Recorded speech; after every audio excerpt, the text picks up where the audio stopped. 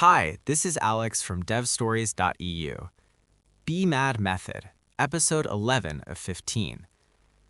Most AI coding frameworks assume you are starting from a completely empty directory. They want to generate the scaffolding, dictate the architecture, and own the entire process from day one.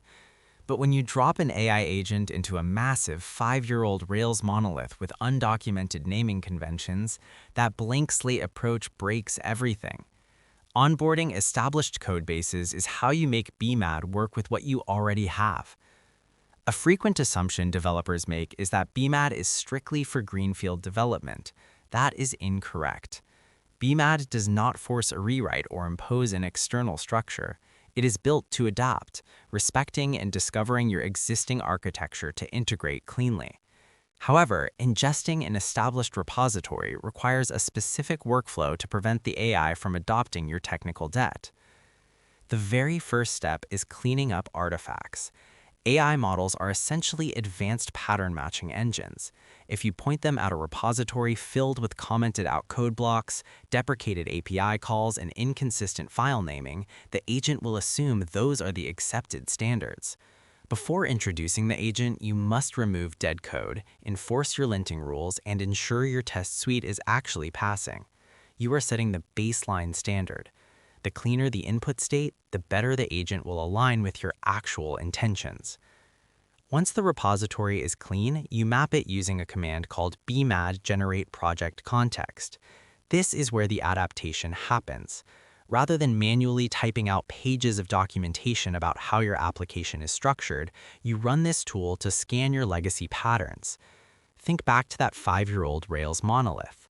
The context generator reads the file tree, parses the abstractions, and deduces your undocumented rules. It determines whether your team prefers FOT models or service objects. It analyzes your testing directory to see how you mock database calls. It takes all these deductions and writes them into a centralized context document. This file becomes the foundational prompt for the AI. When you ask the agent to build a new feature, it reads this context first. It understands the existing architecture and generates code that looks exactly like a senior engineer on your team wrote it. With the context generated, you choose how to apply updates using either quick dev or the full method.